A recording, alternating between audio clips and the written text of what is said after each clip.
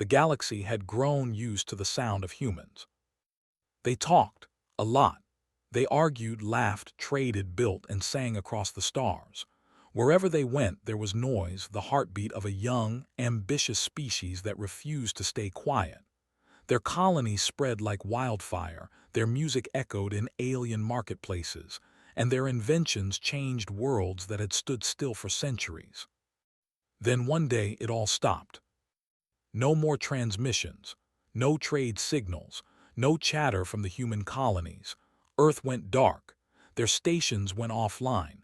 Even their satellites, once screaming across the galactic network with endless curiosity, fell silent. At first, everyone thought it was a joke. The Veil traders said, humans probably blew up their own comms again. The Drosk scientists laughed. They've likely found a new war to fight among themselves. Even the Galactic Council issued a calm statement. The species known as humanity appears to have entered a state of regression. We recommend containment of their territory until they stabilize. For weeks, nothing came from the Sol system. For months, the silence stretched. For years, it became a fact of life. And soon, the galaxy moved on. Merchants rerouted their trade lanes. Soldiers remapped their defense grids. The young races who had once looked up to humans now mocked them as the species that burned too bright and died too soon. The silence of Earth became a punchline, a cosmic joke that everyone could share. They called it the Great Human Pause. But even jokes have an ending. Because one night, far away from the Council's shining worlds, an Elythian astronomer named Vreelan noticed something strange. A star near the Orion Spur, one that had burned steadily for billions of years, was gone. Not dimmed, not collapsed, gone, erased from the sky as if it had never existed. He blinked, cleaned his lenses, recalibrated the instruments. Then another star disappeared. And another. By morning, an entire cluster had vanished from the galactic map. Vreelan sent out emergency transmissions to every scientific hub. His voice trembled as he spoke. Something unnatural is happening near the Sol arm. The stars are static. The line cut before he could finish. The Council dismissed it as a data error. Equipment failure, they said. Sensor corruption. But then, reports started pouring in from other observatories. Entire sectors near human space were going dark. Communication satellites blinked offline, one by one, like candles snuffed out by invisible fingers. And yet still no word from humanity. The Veil sent a small fleet to investigate. The ships entered human space, their scanners ready, their weapons hot, but they never came back. Not even a distress signal. For the first time in centuries, the galaxy felt something unfamiliar. Fear. The silence that had once been funny now felt heavy, like a presence watching from the dark. Whispers began spreading. Maybe they're hiding. Maybe they built something. Maybe they're still out there. The Drosk Empire laughed the loudest. Their leaders declared it a ghost story for weak species. They sent a massive armada toward the Sol system, 300 warships, the pride of their fleets. Their last broadcast was confident and mocking. Let's show these humans how to vanish properly. Then nothing. The fleet vanished as completely as the stars. Days later, a transmission appeared on every galactic frequency. It was faint, covered in static and ancient in tone, the language unmistakably human. You laughed when we went silent. The voice was calm, almost gentle. You thought we were gone. The static deepened, like a storm building behind the words. We just stopped talking so we could listen. The message ended.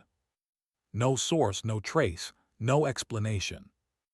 And for the first time in galactic history, no one laughed. Across countless worlds, screens flickered with the echo of that single human sentence. The Council called emergency meetings. The Drosk destroyed their communication logs. The Veil shut down their border stations. Every species that had once mocked humanity now stared at their sky with growing dread. Because the stars, the ones near Sol, were still disappearing, and something was moving inside the dark. Unseen, unheard, but felt. The universe, once bright and loud, began to hold its breath. Then the whispers changed. They're taking the stars. No, it's impossible. They're erasing the light itself. But no one could prove it. The only thing everyone knew was that where humanity had once lived, the light itself no longer dared to shine. In the old days, humans had called their home the cradle of light. Now it was the heart of the dark. And somewhere deep within that darkness, a single human voice whispered again, too faint for translation, too soft for machines, but every being who heard it felt its meaning in their bones. It said simply, "You should have left us alone." And just like that, the galaxy realized the truth. The silence wasn't peace. It was preparation.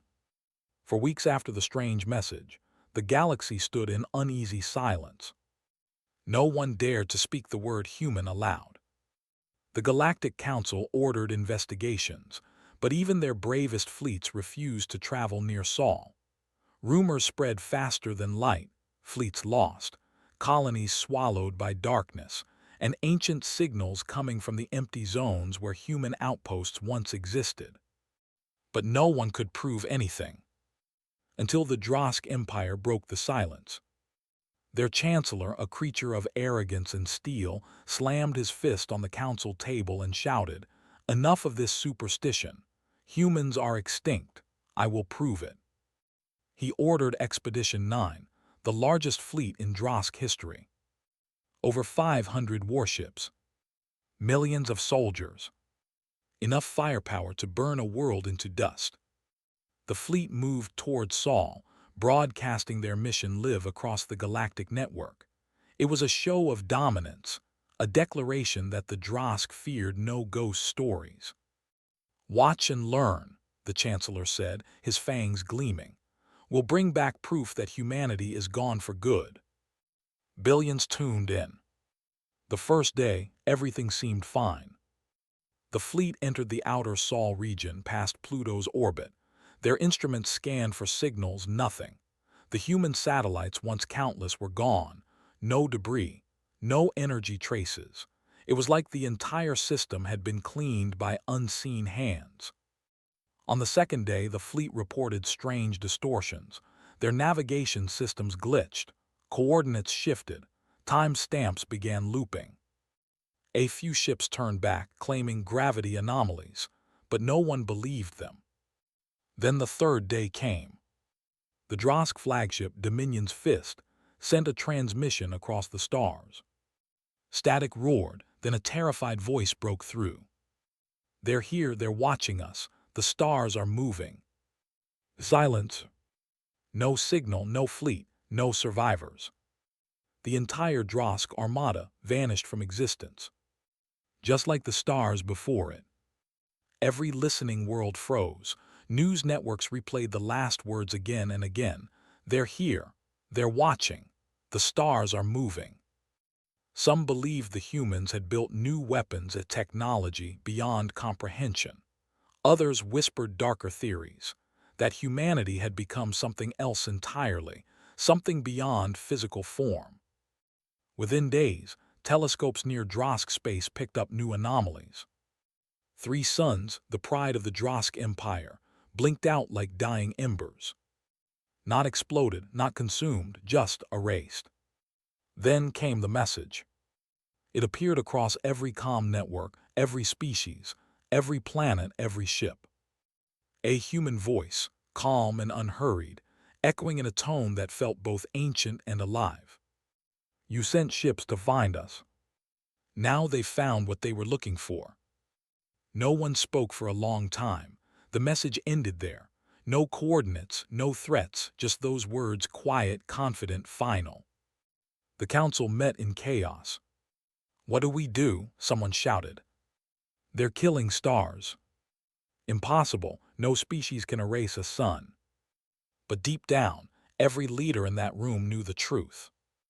If humans could silence entire systems, there was nothing impossible left for them.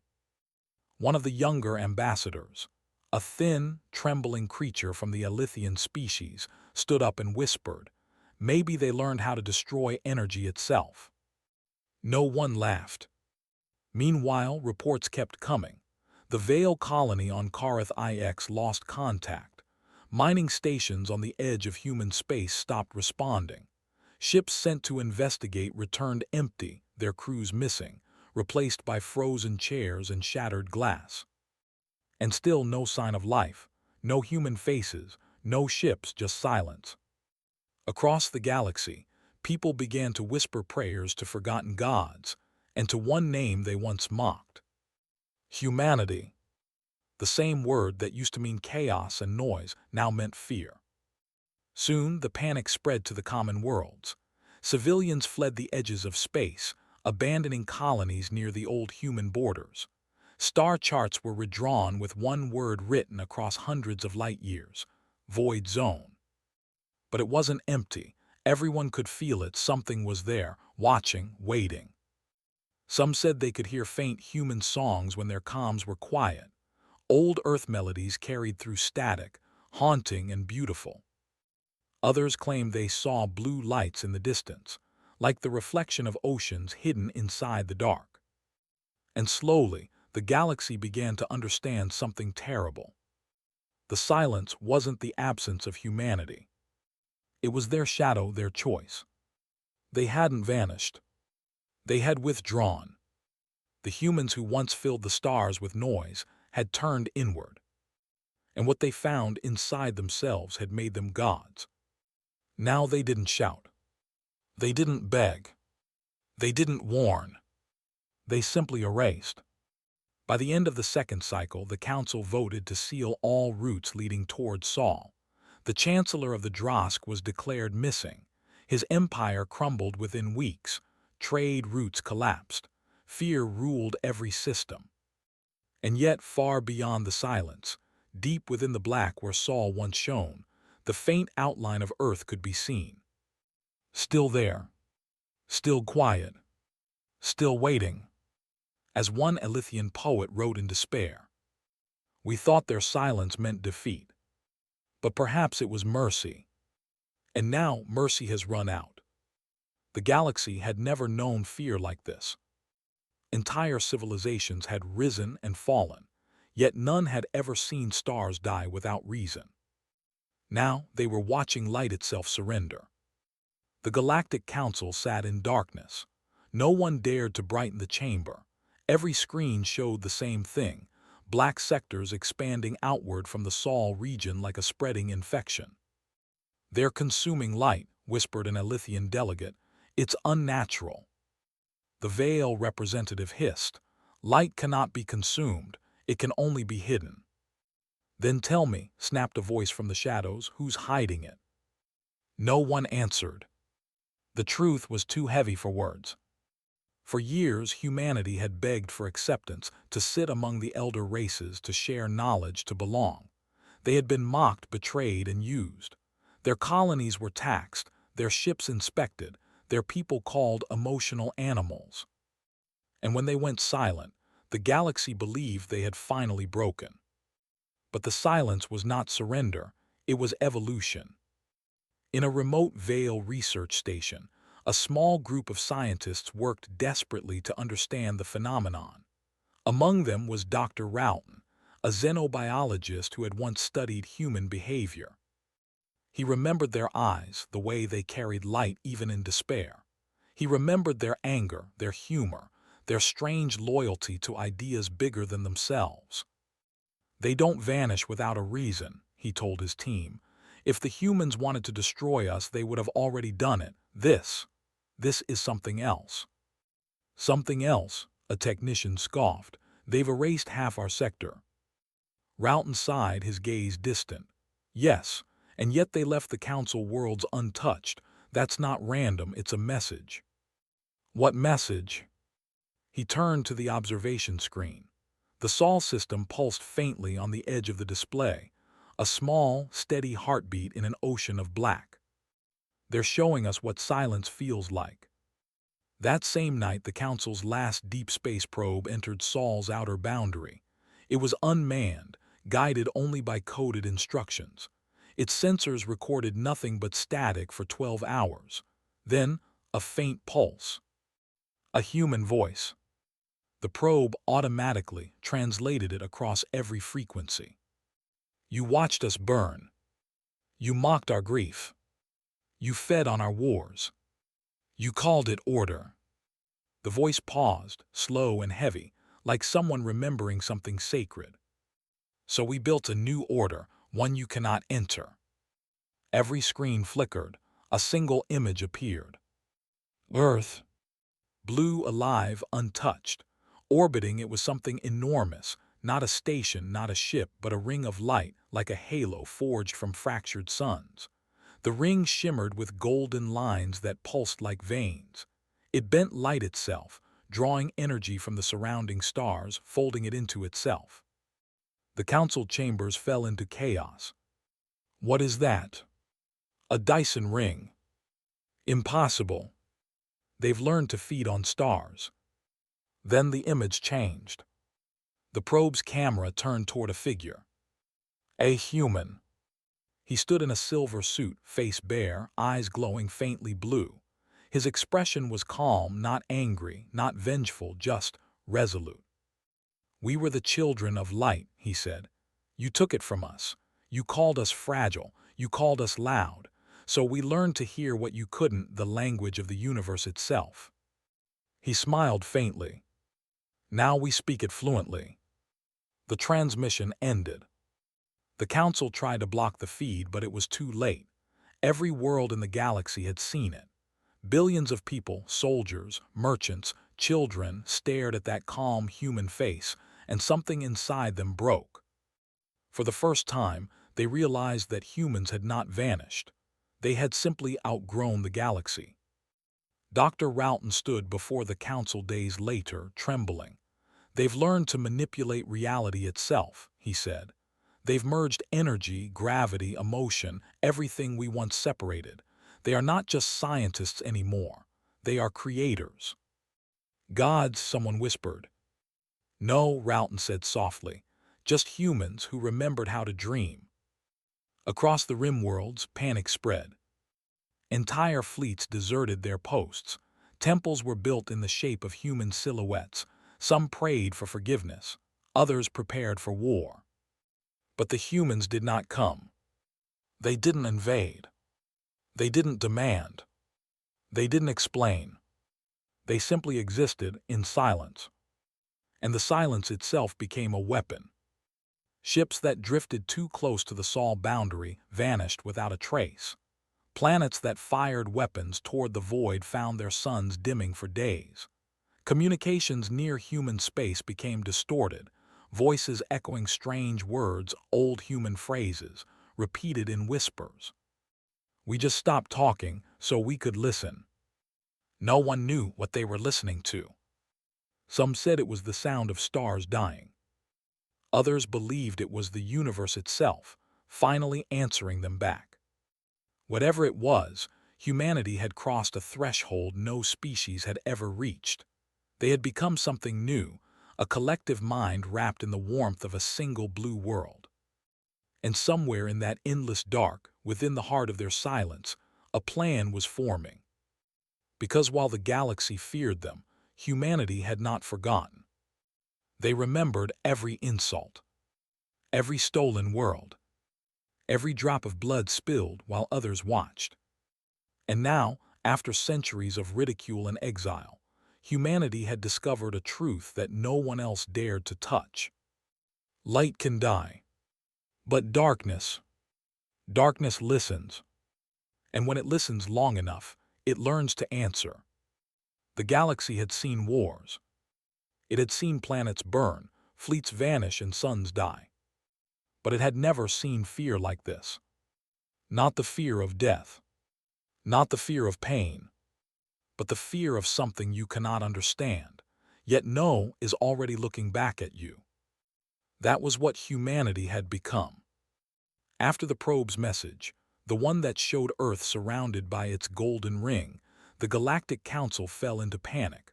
Whole sectors shut down communication lines.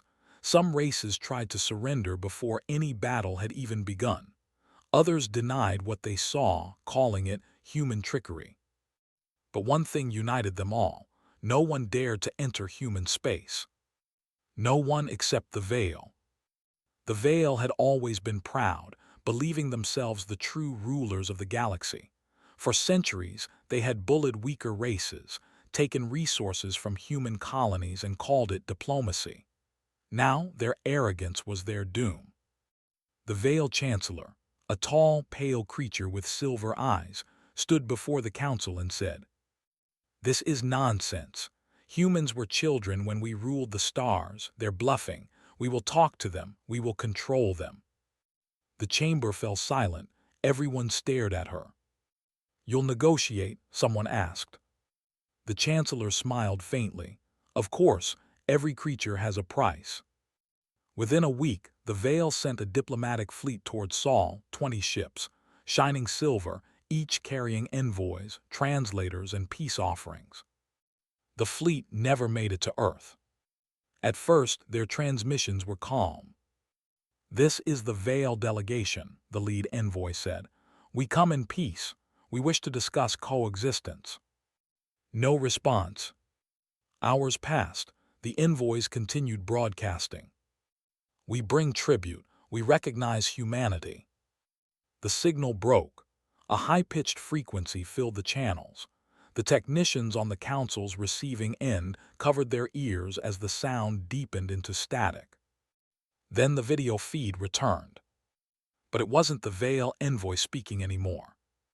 The camera showed the inside of their ship. The crew stood frozen in their seats, literally frozen, their skin pale, eyes wide open, mouths locked mid-sentence. Their bodies looked like wax statues. The lights inside the ship flickered, then went dark. The feed cut to black. A final message appeared across every screen. "You said you would control us. Now you understand control." The council fell apart. Empires began to collapse under the weight of fear. The Drosk, once the loudest voices, abandoned their core worlds. The Alithians sealed their skis, pretending not to see. Even the great merchant guilds of the Spiral Arm stopped trading entirely, afraid that any message they sent might reach human ears. But humans didn't need messages. They were everywhere unseen. Strange events began happening in faraway systems. Entire space stations reported seeing human faces in their reflection panels, faces that vanished when touched. Ships navigated through empty voids, only to hear faint whispers in human languages over their intercoms. Old Earth songs began playing on frequencies that no one had used for centuries. "Yesterday" by the Beatles, "Space Oddity," "Sound of Silence." They played softly, endlessly echoing through deep space. Some crews went mad, some prayed. But no one dared to sing along.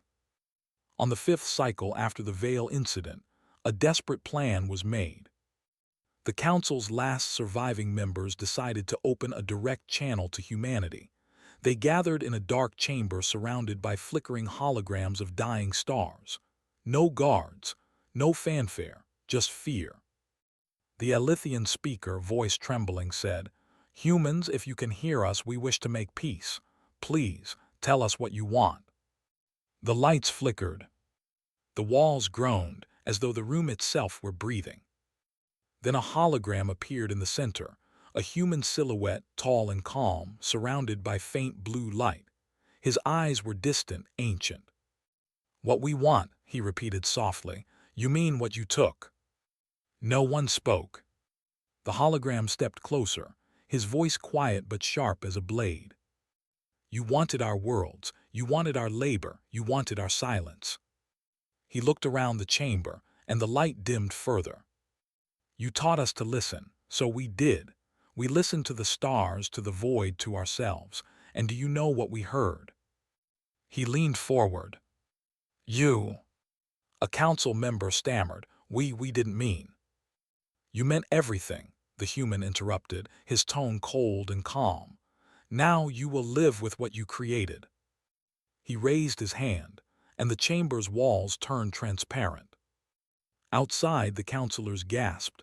Their sky was fading. The constellations were blinking out one by one, replaced by a vast black web stretching across the stars. We don't destroy, the human said. We reclaim. Every star that mocked us now burns for us. Every sun that scorned us now warms our silence. The hologram faded, leaving only his last words echoing through the chamber. You laughed when we went silent.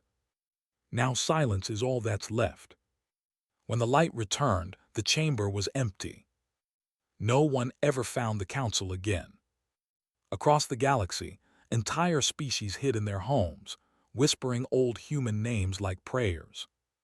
Mothers told their children, don't speak too loud, humans might be listening. And far beyond the dying spiral arms in the heart of the dark, the blue glow of Earth pulsed again, steady as ever. The humans hadn't vanished.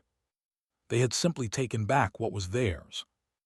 And as the last surviving satellites of alien empires drifted through the void, one by one, their sensors recorded a faint sound, like breathing, calm and patient. Humanity was still there, silent, watching, waiting. And the galaxy finally understood the truth. The quietest voice was the one they should have feared all along. The galaxy was dying slowly, quietly, beautifully. Not from war, not from plague, but from silence. The stars themselves were fading, swallowed by the same stillness that had once belonged only to Earth. No one could understand how it was happening, and no one dared to ask why. The irony was cruel. For centuries, humanity had been mocked for their emotions. Too passionate, too reckless, too loud. Now that same passion had turned into something unstoppable, something that could devour suns. The Drosk Empire had once laughed the loudest. Now they were the first to beg. Their capital world, Droskar Prime, floated at the edge of a dying nebula. Once, it had glowed with 1,000 orbiting lights, trade ships, satellites, war stations. Now every orbiting craft was gone. The sky above the planet shimmered with a strange blue haze that moved like water. The Chancellor stood on his balcony, staring into that false sky. "Why won't they answer?" he whispered. His advisors said nothing. There were no diplomats left, no generals brave enough to speak. The Chancellor looked up again and shouted into the air, "Humans, we surrender, do you hear me? We surrender." There was no response. Only a low hum, soft at first, then rising until the walls of the palace trembled. The air shimmered. The stars disappeared. And in the reflection of the glass dome above him, the Chancellor saw his own face, but behind it, faint and glowing, was the outline of a human's face, calm and expressionless, watching him through the layers of reality. Then the world went dark. News of Droskar Prime's fall spread like wildfire. Entire empires collapsed under the weight of their own terror. Ships stopped flying. Trade routes froze. The galaxy was paralyzed, a living thing waiting for the end. And yet no human fleets appeared, no armies, no demands. Nothing but silence. That was the greatest horror. Humanity didn't come to conquer, they came to erase. One by one, species realized that it wasn't revenge, it wasn't war. It was balance. On a small mining moon at the edge of Vale territory, a group of workers huddled in their control room. Their instruments showed the same pattern repeating in every system nearby. Collapsing light, gravitational distortion, and faint transmissions that sounded like human voices whispering through static. "Maybe they just want to talk," one of them said. "Talk," another spat. "With what? With gods?" They fell silent. The room began to shake, their comms filled with a quiet sound, the kind of sound you'd hear if someone was breathing beside your ear. Then through the static, a voice spoke. We did talk. You never listened. The lights went out. The miners never screamed. Across the remaining council worlds, fear turned to desperation. New religions formed overnight worshipping the children of Earth, the silent angels who controlled the stars. Shrines were built where humans had once walked. Statues rose, faces half-lit, half-shadowed. The Veil remnant gathered in their ruined palace, arguing endlessly about what to do. Some said to hide underground. Some said to flee the galaxy. Some foolishly said to fight.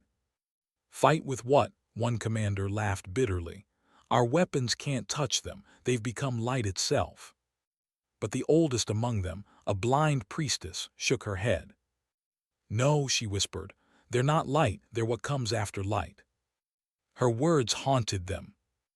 Then one day, the stars stopped vanishing. Across every system, the darkness paused. Sensors detected something enormous spreading across the galaxy, an invisible wave moving faster than light, yet perfectly silent. It passed through worlds, through ships, through life itself. And then a message appeared.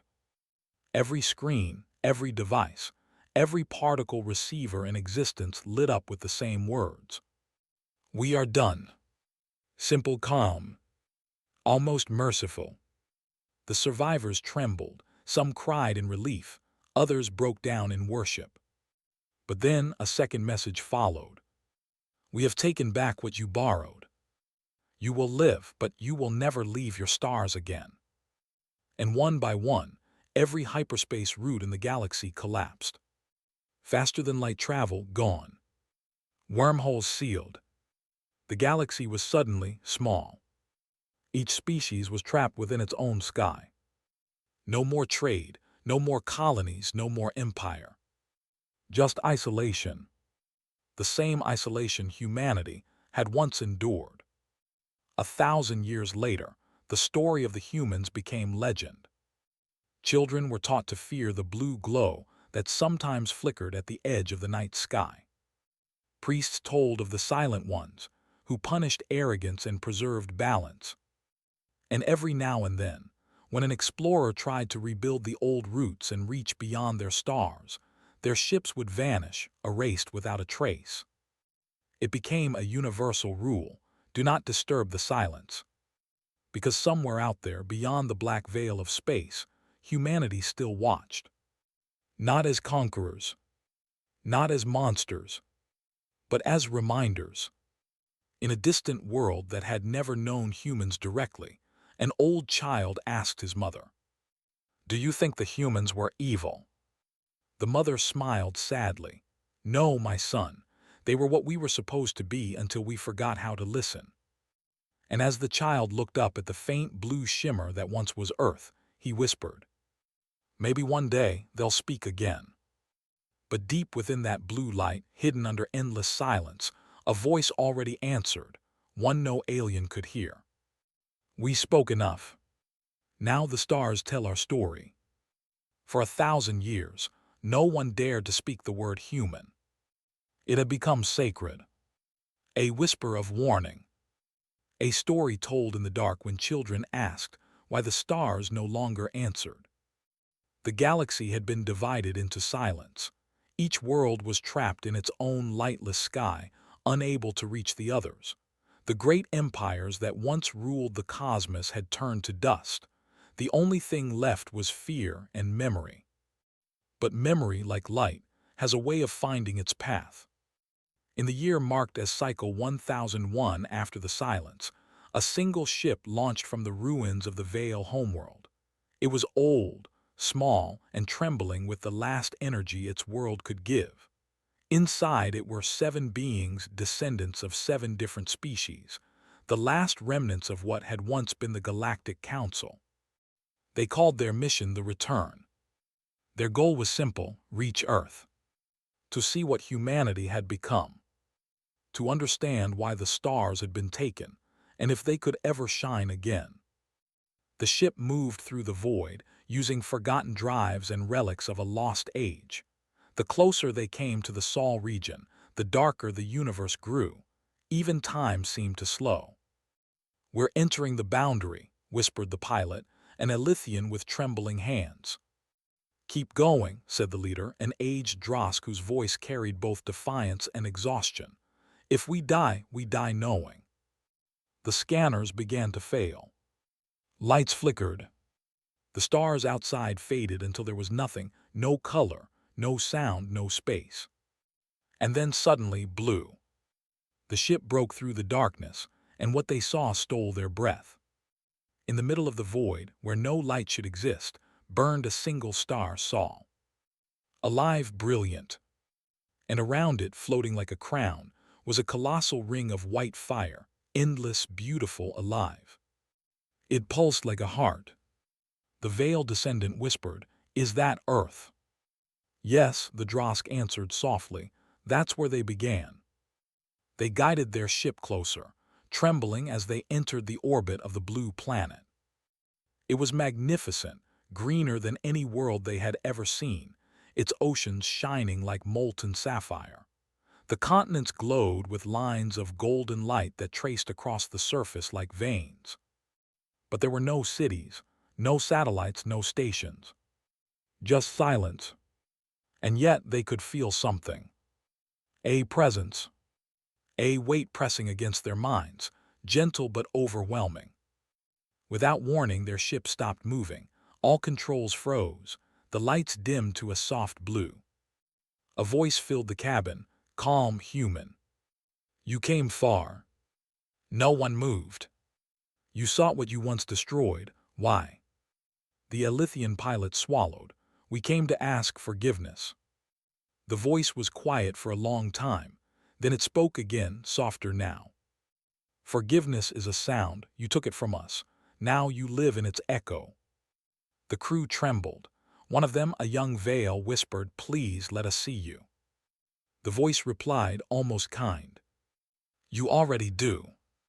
The clouds on Earth shifted. The golden veins pulsed brighter, forming patterns, spirals, faces. Millions of faces. Human faces, vast and glowing, rising from the oceans and lands, all looking up toward the sky. The 7 beings fell to their knees. "Are you alive?" one cried. "Alive," the voice echoed, and suddenly the stars around them lit up not as suns but as memories. "We are beyond alive. We are the memory of life itself." The ring around Sol flared with light, and the cruise ship began to shake. Every sensor screamed, every screen filled with symbols no one could read. Then the human voice spoke again. "You feared our noise, so we gave you silence. You mocked our dreams, so we became them. And now we are the guardians of light and its absence." The Drosk leader shouted over the storm, "Please, we only want to understand." The light around the ship softened. "Then listen." The crew's minds filled with visions, images of human history replayed not as memory, but as truth. They saw the wars, the betrayals, the mocking laughter of alien leaders who once called humans lesser. They saw humanity's fall, their retreat, their awakening. They saw scientists merging thought with energy, turning emotion into force, sorrow into power. They saw Earth rise, no longer just a planet but a consciousness. And when the visions ended, the voice whispered one last truth. "You once laughed at our silence, now it protects you." The stars that vanished were not destroyed. They were moved, hidden, kept safe from you. Tears fell from alien eyes. The Elythian pilot whispered, "Then this isn't revenge." "No," said the voice gently, "this is mercy." The ship was released.